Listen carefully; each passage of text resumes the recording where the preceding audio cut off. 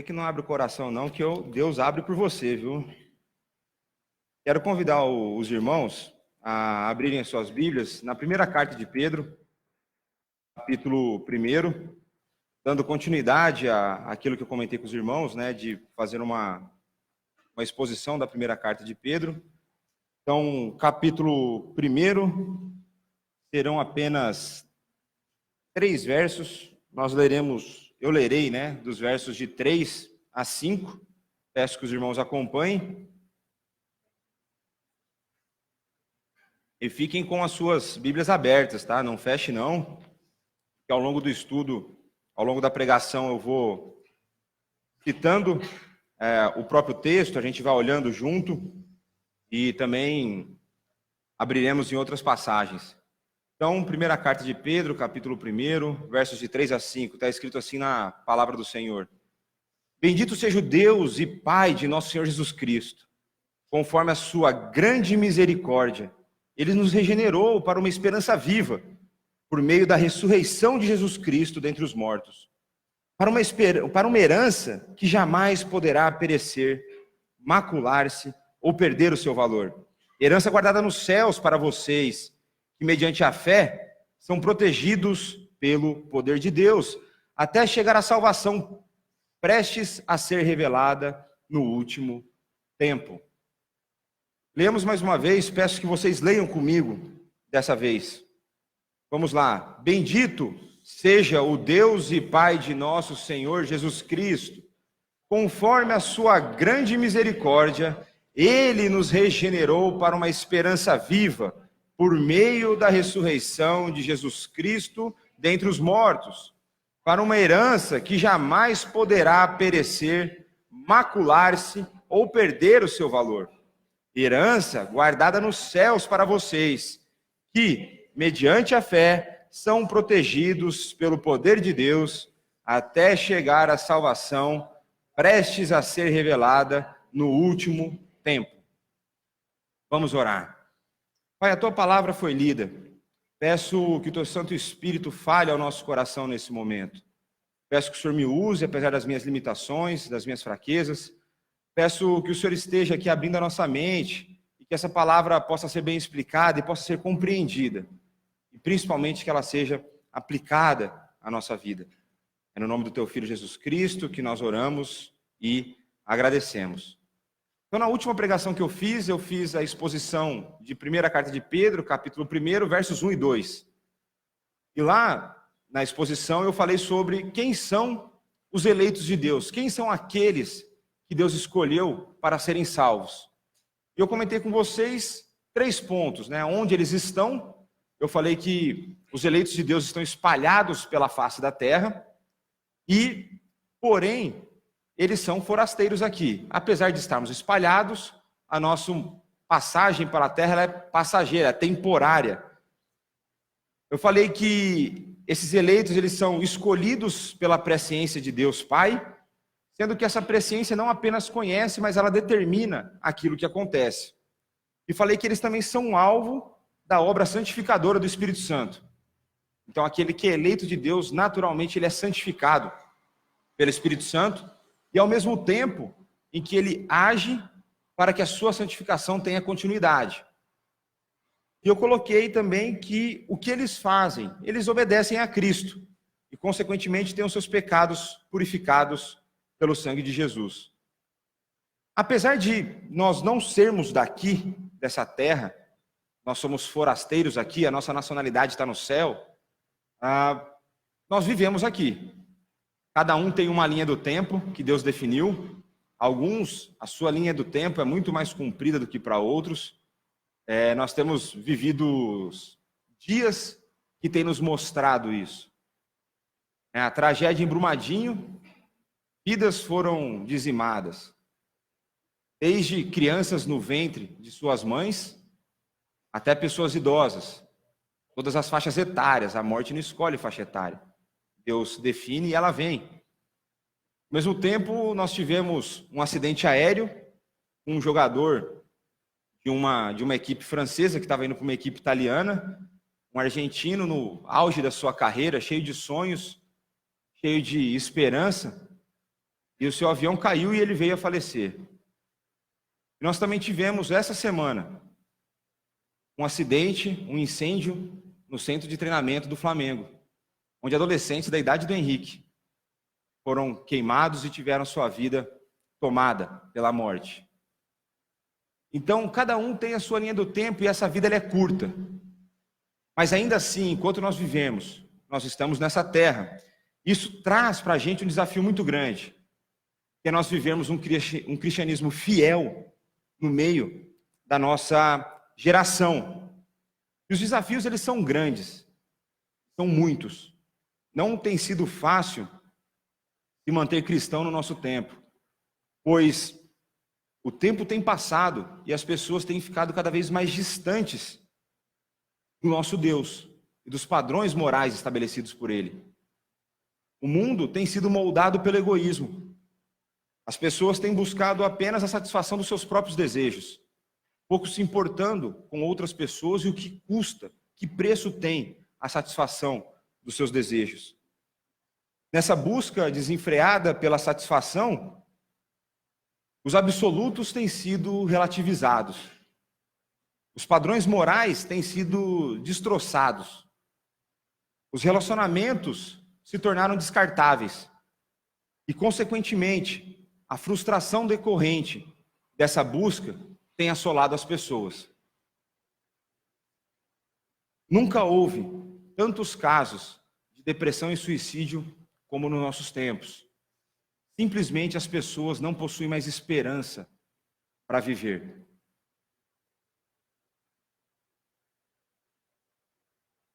O alvo da esperança do mundo, ele é temporário, ele é mutável, ele depende das forças das pessoas para que eles venham a se concretizar. E, ao mesmo tempo, ela não satisfaz o homem interior. Então, o mundo tem colocado a sua esperança em carreiras meteóricas, em contas bancárias cada vez mais recheadas, em homens que se vangloriam de ter uma lista enorme de mulheres com as quais eles se relacionaram. Mas ainda assim essas pessoas não têm satisfação, elas não encontram a paz interior, porque a esperança deles está posta no alvo errado. E hoje eu quero pensar com vocês sobre a esperança indestrutível no mundo descartável. A esperança indestrutível no mundo descartável. E no verso 3, nós veremos que essa esperança, ela é viva. Leiamos novamente o verso 3. Bendito seja o Deus e Pai de nosso Senhor Jesus Cristo. Conforme a sua grande misericórdia, Ele nos regenerou para uma esperança viva, por meio da ressurreição de Jesus Cristo dentre os mortos. Então o apóstolo Pedro, ele começa com uma menção de louvor a Deus, uma menção muito típica no povo judaico, mas ele dá a intimidade do cristianismo, quando ele coloca que esse Deus Pai é Pai do nosso Senhor Jesus Cristo. E o motivo, ele não só louva a Deus, como ele apresenta o motivo desse louvor. E o motivo desse louvor é a nossa regeneração. Ele louva a Deus pela regeneração e o que Ele faz em nossa vida. E essa regeneração, o texto continua nos falando que ela é feita conforme a misericórdia de Deus, com a finalidade de termos uma viva esperança. Então veja, a regeneração que acontece no coração daquele que se encontra verdadeiramente com Cristo, ela teve um preço, a morte e a ressurreição de Cristo. E ela teve um preço e ela teve um objetivo, que nós tenhamos uma esperança que é viva. Mas se essa regeneração ela é feita conforme a misericórdia de Deus, o que vem a ser então essa misericórdia de Deus? Muitas vezes a gente permuta entre os termos graça e misericórdia, sem saber muito bem o que eles significam, mas a misericórdia é aquela compaixão que Deus demonstra para com seres humanos, assim como nós, que apesar de seus pecados e por causa de sua total incapacidade de corrigir os seus erros. Então a ideia de compaixão, a ideia da misericórdia é Deus exercendo a sua compaixão, é Ele vindo até nós, resolvendo aquilo que nós somos incapazes de resolver: os nossos pecados. Nós sofremos a consequência, mas ele resolve esse problema eterno para nós. Nisso consiste a misericórdia de Deus. E usando essa misericórdia, Deus permite que nós façamos parte de um povo que recebe o seu favor. É através da misericórdia que Deus pega e nos resgata, nos regenera e faz com que nós sejamos parte do povo dele. E 1 Pedro, capítulo 2, verso 10, se vocês quiserem só folhear aí, vira uma página, está escrito assim: antes, vocês nem sequer eram povo, mas agora são povo de Deus. Não haviam recebido misericórdia, mas agora receberam. Isso é maravilhoso, nós recebemos a misericórdia de Deus. Enquanto aqueles que não recebem misericórdia recebem ira. A misericórdia de Deus remove a ira dele da nossa vida.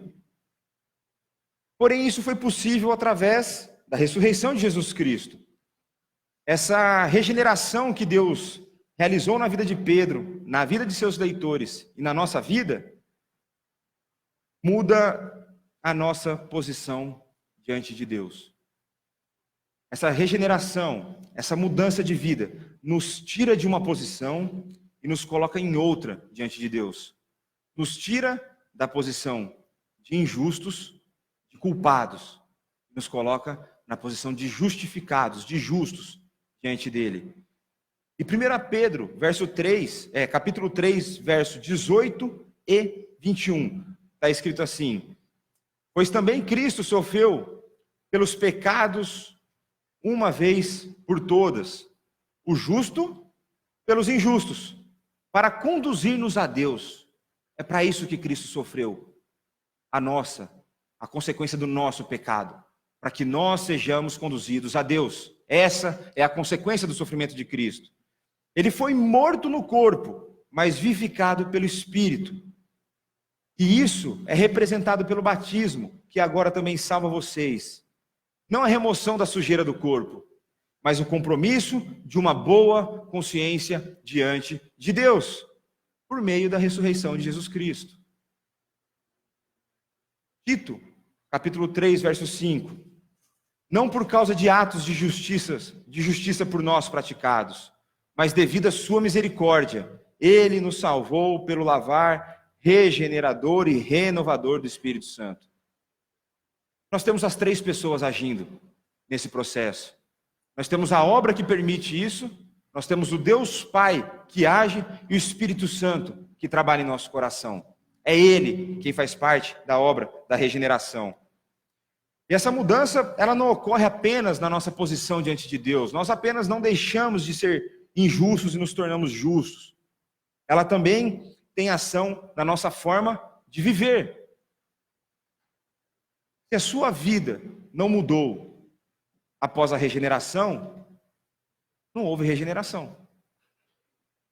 E aí, 1 Pedro, capítulo 1, versos 22 e 23, peço que vocês acompanhem comigo. Mesmo capítulo 1, versos 22 e 23.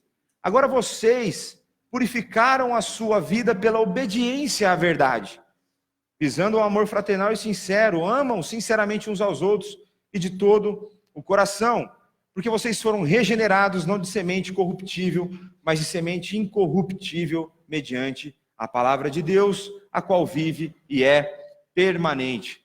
Então aqui nós temos outro elemento na nossa regeneração, a palavra de Deus, a Bíblia. Ela tem um papel fundamental, é ela quem nos dá, que nos mostra os padrões morais de Deus, para que nós possamos obedecer e assim vivermos em comunhão e numa posição correta diante dele. Então a regeneração, a gente pode resumir como uma mudança de posição diante de Deus, de injusto para justos, e uma mudança de estilo de vida, de desobedientes para obedientes. Isso é regeneração. Diante de Deus e diante dos homens. A pergunta que fica é: você consegue enxergar isso na sua vida? Você consegue enxergar essa mudança de comportamento? Você se sente a partir daquilo que você tem vivido, como um justificado diante de Deus?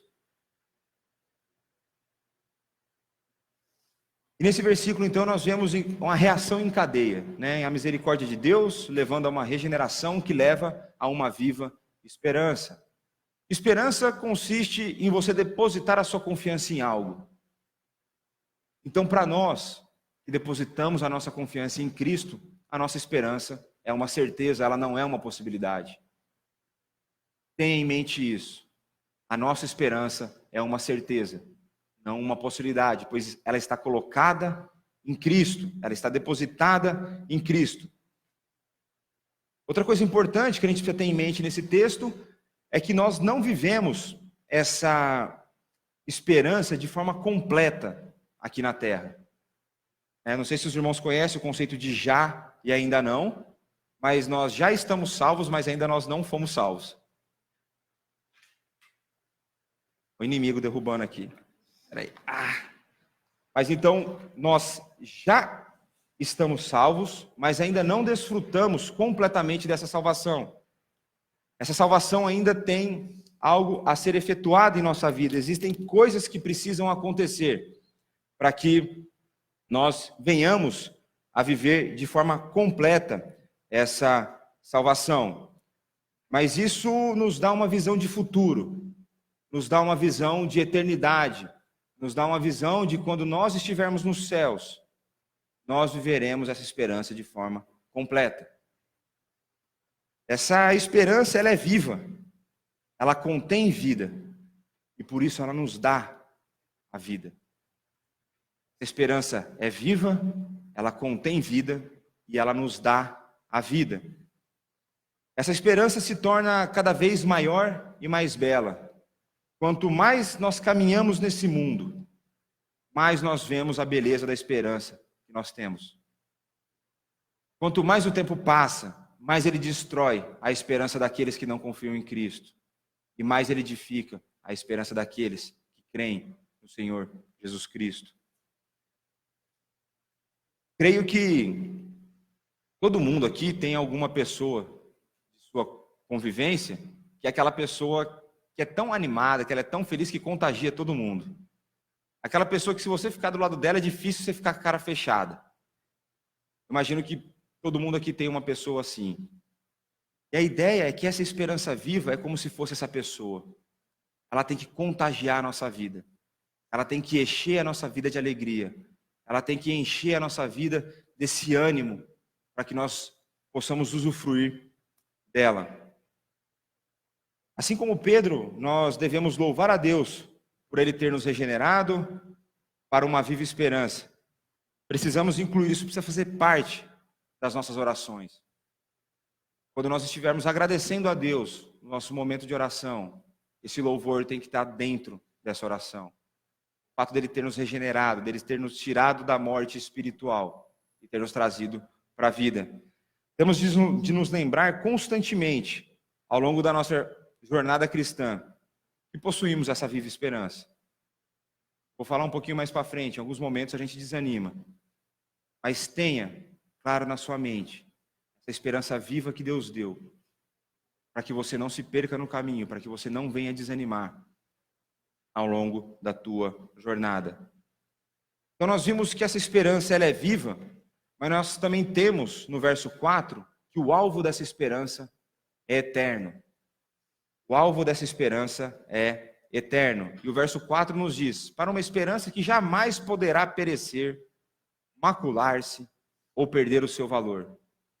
Herança guardada nos céus para vocês. A reação em cadeia, então, aqui ela continua. A regeneração ela não apenas estimula essa viva esperança, mas a viva esperança ela é definida por essa herança.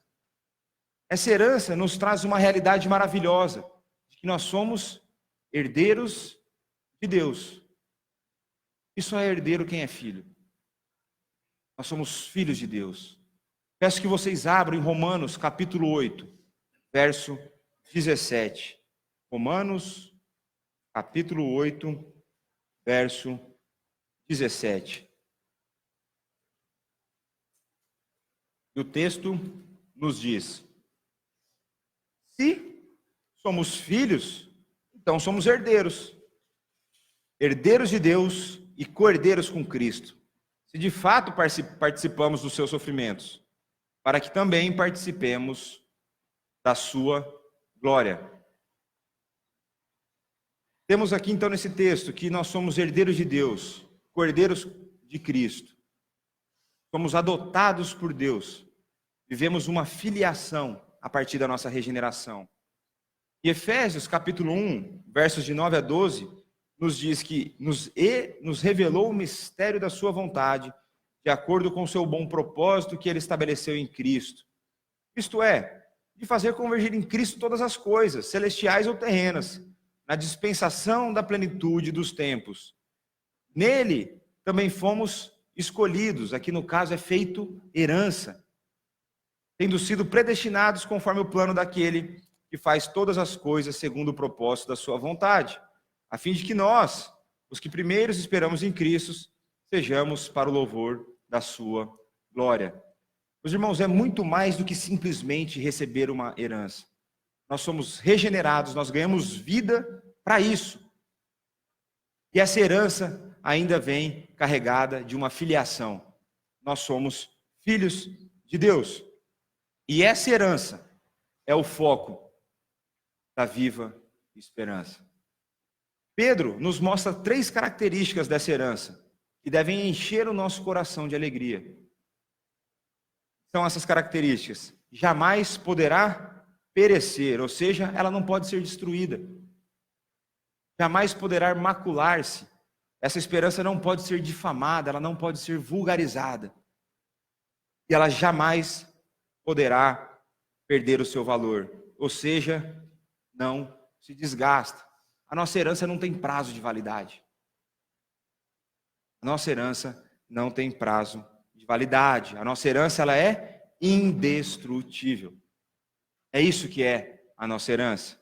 Agora, se nós olharmos então para uma herança que é indestrutível, uma herança que não se macula, que não perece, que não estraga, se nós olharmos, se nós fizermos um autoexame, se nós olharmos para dentro do nosso coração, será que é essa herança que a gente tem esperado?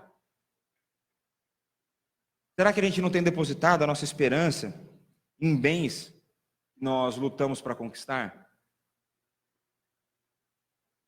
Será que a gente não tem depositado a nossa esperança em carro ou moto, por exemplo? Dá manutenção, perde valor, muda modelo. Será que a gente não tem confiado na casa que nós temos? Vem uma chuva, dá infiltração. Ou coisas piores como nós vimos em Brumadinho. Será que nós não temos colocado a nossa esperança nesse tipo de coisa? Será que não tem sido o mundo objeto da nossa esperança?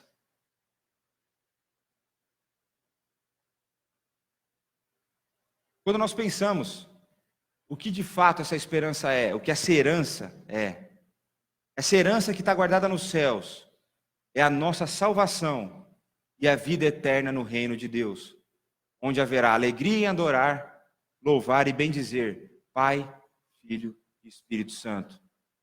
Onde nós estaremos livres da dor, estaremos livres do pecado, nós poderemos usufruir da presença de Deus e termos uma vida sem sofrimento, sem choro, sem ranger de dente. Essa é a nossa herança. É isso que está esperando por nós.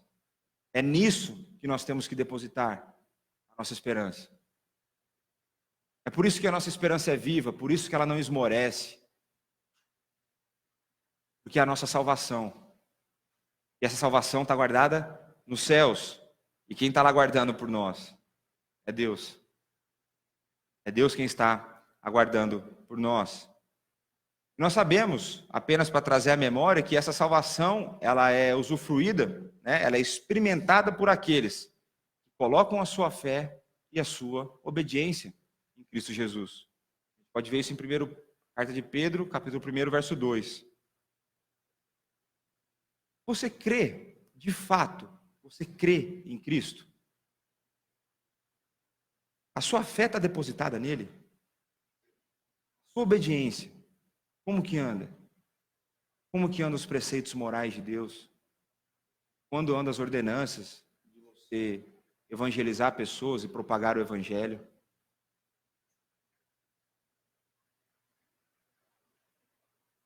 Eu fiquei pensando como que eu poderia imaginar essa lembrança, de que forma a gente poderia ter uma ilustração para essa realidade de algo que nós sabemos que existe, ela já está guardada para nós e nós ainda não alcançamos de forma completa. Eu fiquei pensando, talvez como se fossem as crianças na época do Natal, quando tem um presente lá debaixo da árvore. O pai já falou, o presente está ali, mas você ainda não pode abrir.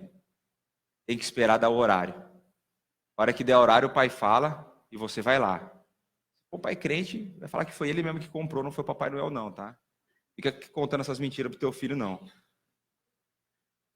E aí a criança vive aquela ansiedade, aquela vontade, porque ela sabe que aquilo que ela pediu, o pai trouxe.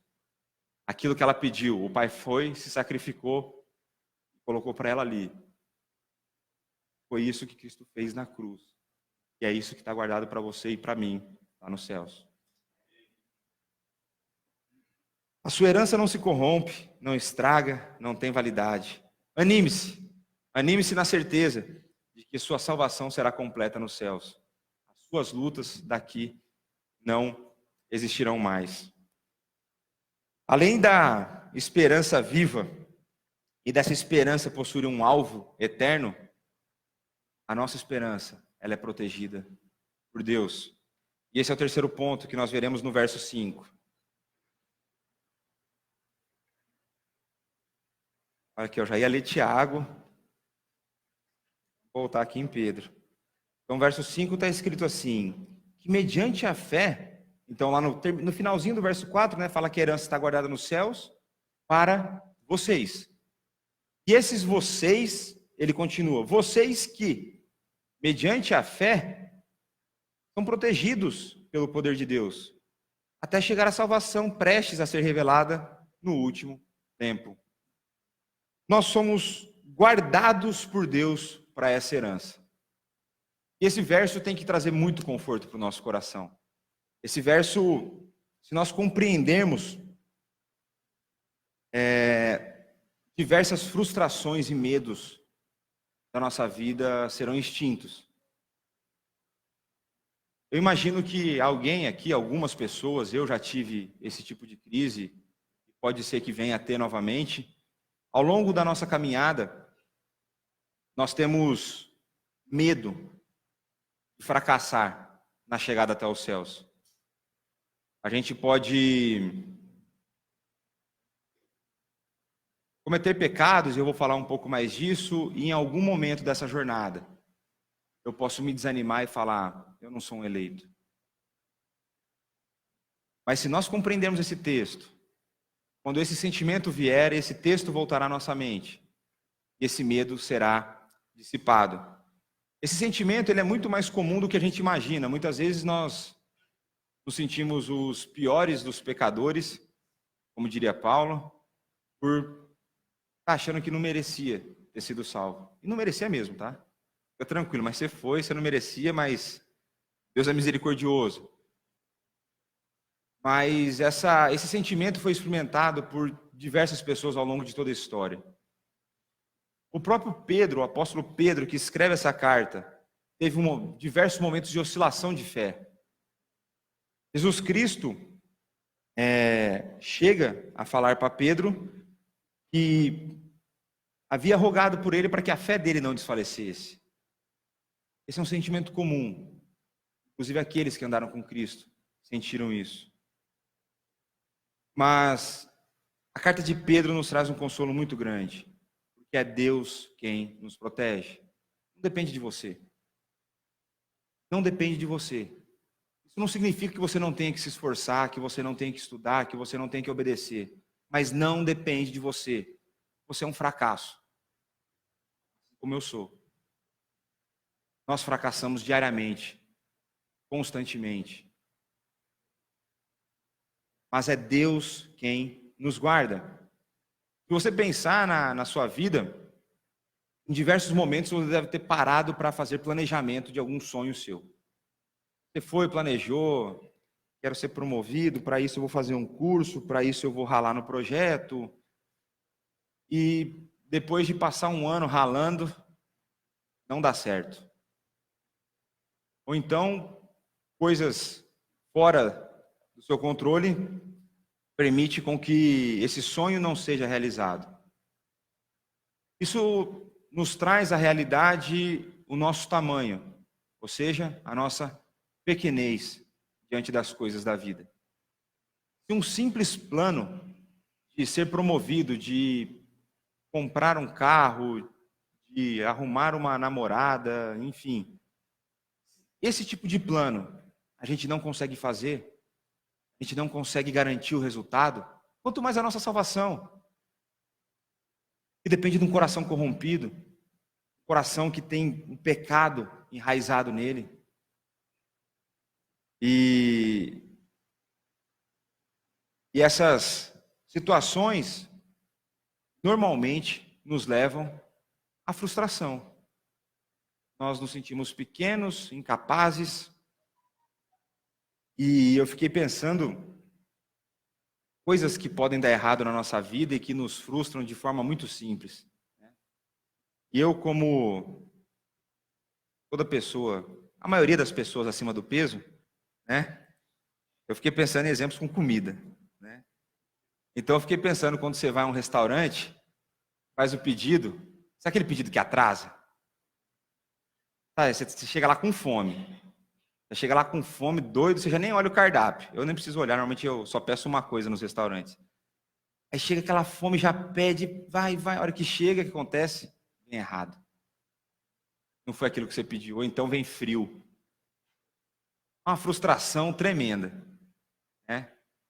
Eu teria outros exemplos para dar de frustração aqui, mas eu vou pular essa noite. Estou mais santo essa noite, uns exemplos piores aqui. Mas o que eu quero colocar é que existem coisas simples na nossa vida que nos frustram e tiram a alegria de momentos que nós poderíamos estar alegres. E quando eu olho o plano da salvação, quando eu olho para aquilo que eu era, aquilo que Deus me fez, o que eu continuo sendo e a forma que Ele continua me amando e trabalhando, olha, eu não daria conta mesmo, não. Mas Deus, Ele é o melhor dos estrategistas. Ele é o melhor planejador que existe. Tem uma tarefa que Deus coloca na planilha dele, tá? Estou fazendo um exemplo, como se Deus tivesse um Excel que Ele controlasse as coisas lá. Não tem uma atividade que Ele coloca que o prazo estoura. Não tem uma atividade que Ele coloque lá que ela não seja realizada. Nessa planilha está o seu nome. Nessa planilha está o momento da sua salvação. Nessa planilha estão as suas lutas ao longo da sua jornada cristã. E lá estão as suas derrotas, as suas vitórias. Mas no final, a certeza de estarmos nos céus.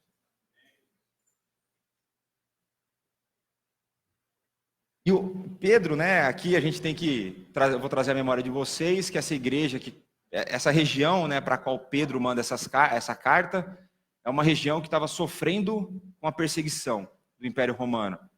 Mais ou menos na época de Nero, o louco, né, que botou fogo na cidade, culpou os cristãos, entre outras coisas. Então os cristãos sabiam o que era o exército romano. E Pedro, de forma inspirada e maravilhosa, né, forma inspirada pelo Espírito Santo, uma forma maravilhosa de escrever, ele usa um termo militar. Essa proteção que Deus dá é uma proteção militar. E o exército que eles tinham em mente era o exército romano. Então o que vem à nossa cabeça é intransponível. Nada passa.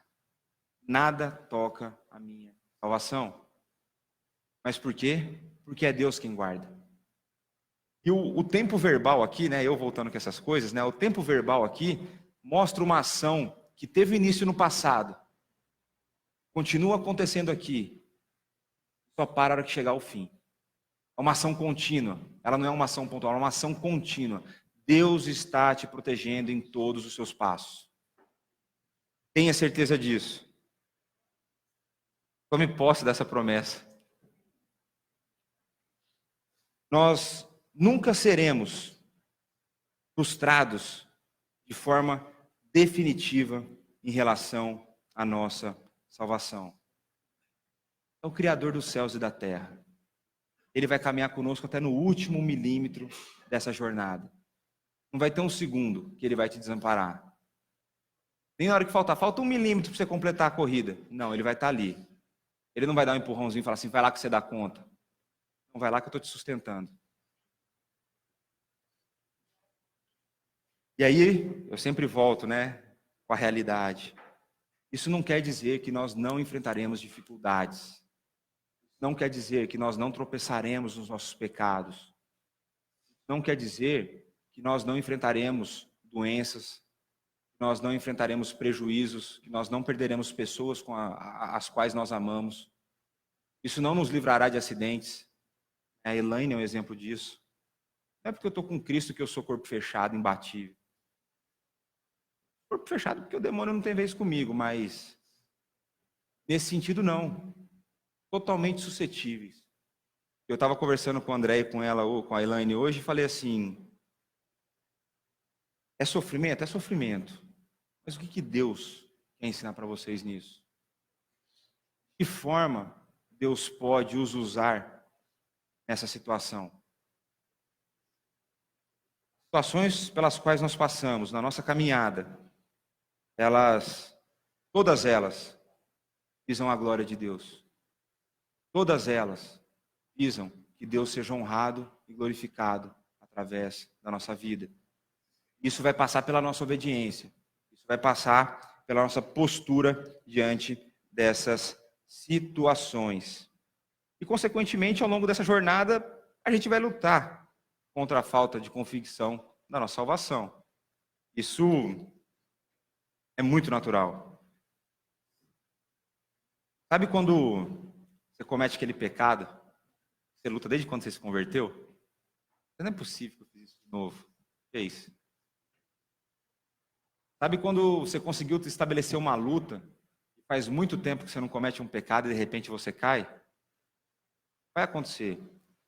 E a tendência é que isso te puxe para baixo. A tendência é que você ache que você não vale nada. Não vale mesmo. Mas Deus gosta de você. Quando a gente lembra de Romanos, nenhuma condenação há para aqueles que estão em Cristo Jesus. Não importa o pecado. Se arrependa. Tenha a convicção desse pecado que você cometeu. Se arrependa dele. Inicie uma nova batalha. Mas também lembre-se do texto lá de Hebreus 12. Resista até o sangue. Na sua luta contra o pecado, resista até o sangue. O autor Hebreus está falando para o povo lá, vocês não estão resistindo até o sangue. Está reclamando demais de pecado e está lutando de menos. Lute. Lute contra os seus pecados. Busque viver uma vida de santidade. Agora, a última citação para fechar esse ponto, a última argumentação teológica aqui. Abram em João, capítulo 10. Nós leremos versos de 27 a 30. Esse é um texto maravilhoso a respeito dessa proteção que a gente foi citada agora aqui na primeira carta de Pedro. João relata uma afirmação maravilhosa que Jesus Cristo nos dá, que os eleitos são protegidos por ele. João 10, 27 a 30. Está escrito assim: as minhas ovelhas ouvem a minha voz e eu as conheço, e elas me seguem. Eu lhes dou a vida eterna, e elas jamais perecerão. Ninguém as poderá arrancar da minha mão. Meu Pai, que as deu para mim, é maior do que todos. Ninguém as pode arrancar da mão de meu Pai. Eu e o Pai somos um. A imagem quando eu leio essa passagem, eu fico pensando como se fosse a mão de Cristo aqui, a mão de Deus aqui, aqui no meio. E aqui, ninguém solta a mão de ninguém, como diria o pessoal das campanhas. Aí ninguém solta a mão de ninguém.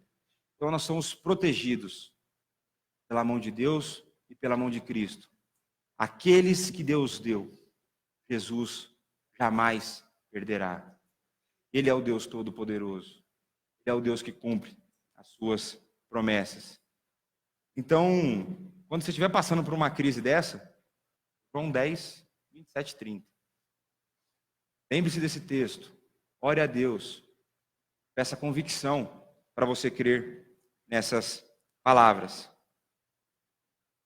Um certo autor escreveu a seguinte frase: quem se importa com a viagem quando o caminho nos conduz ao lar?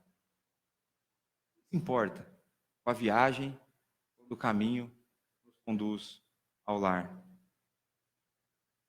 E eu fico pensando, não sei se você já teve experiência de fazer longas viagens de carro, mas quando é para casa, parece que é mais gostoso.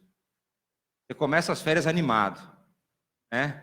Praia, sol, tal, de repente a cama do hotel já não é legal, o povo que foi com você já está meio chato, você está doido, ah lá, ó, a Natália aqui ficou rindo, deve ter tido a experiência aqui na mocidade, essas coisas aí. Aí a hora que você está voltando para casa, você fala assim, eu quero meu colchão. Eu falo isso para a Daniela, eu quero meu quarto, minha cama, meu chuveiro. O chuveiro do meu sogro é melhor que o meu, mas o meu é mais gostoso. Sabe? Eu gosto de tomar, é aquele caminho, né? E a nossa viagem na Terra é o caminho que Deus escolheu para você. É esse o caminho que vai te levar para o lar. E o seu lar não é aqui. O seu lar é lá, com Ele. Quem se importa com a viagem, quando o caminho nos leva para casa? Quem se importa se furou o pneu, se eu estou voltando para casa? Esse pneu furado, o motor quebrado, pode ser uma doença, pode ser uma dificuldade familiar, pode ser tanta coisa. Nós estamos caminhando de volta para o lar.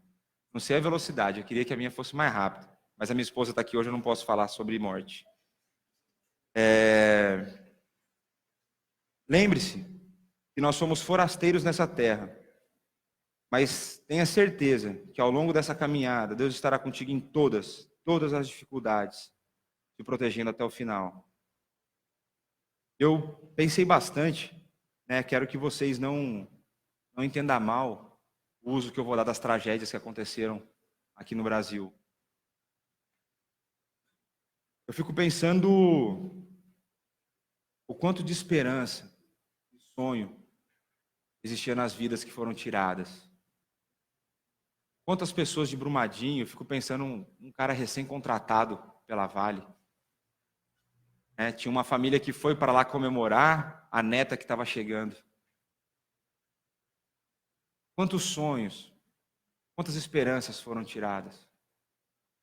No centro de treinamento do Flamengo, quantos adolescentes sonhando em ser um Vinícius Júnior.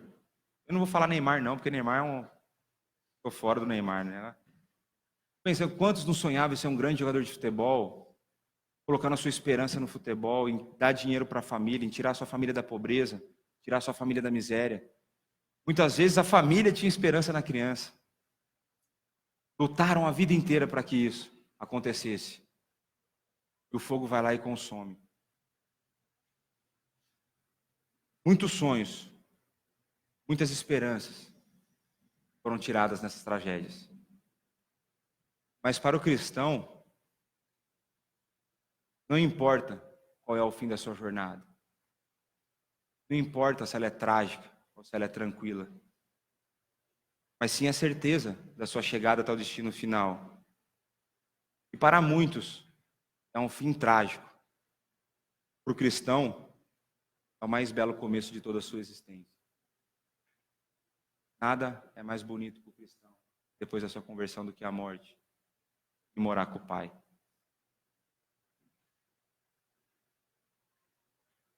Então, a indestrutível esperança no mundo descartável. Ela é viva. Fomos regenerados conforme a misericórdia de Deus, através da ressurreição de Cristo para uma viva esperança. Ela é viva e por isso nos dá vida. O seu alvo é eterno. O alvo da viva esperança é a herança eterna, é a salvação. Ela está guardada nos céus para nós. E é Deus quem a protege. Deus protege a herança e, consequentemente, a viva esperança. Deus protege os seus eleitos até que eles alcancem a sua herança nos céus. Para concluir, No mundo de prazeres transitórios, o nosso é eterno. No mundo de relacionamentos descartáveis, o nosso com Deus é eterno. No mundo descartável, a nossa fé é duradoura. No mundo no qual o alvo da esperança é temporário, o nosso é eterno. No mundo no qual o alvo da esperança é mutável, o nosso é imutável.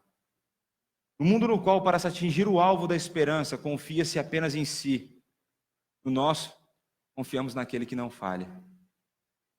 No mundo no mundo do aqui e agora, os cristãos vivem e sonham com o lá e daqui a pouco. No mundo no qual o alvo da esperança não satisfaz a necessidade interior, o nosso fornece plenitude de vida nos céus eternamente. Somente temos acesso a essa maravilhosa esperança através da eleição de Deus Pai, da obra de Jesus Cristo e da ação do Espírito Santo, transformando o nosso coração. A esperança que o mundo precisa nos foi dada. E por isso, somos responsabilizados a levá-la a quem ainda não encontrou. Nós somos comissionados a levar essa esperança para o mundo. Descanse na certeza da sua salvação e da proteção divina ao longo da sua jornada. E seja um anunciador da esperança indestrutível desse mundo descartável. Vamos orar. Pai, a tua palavra foi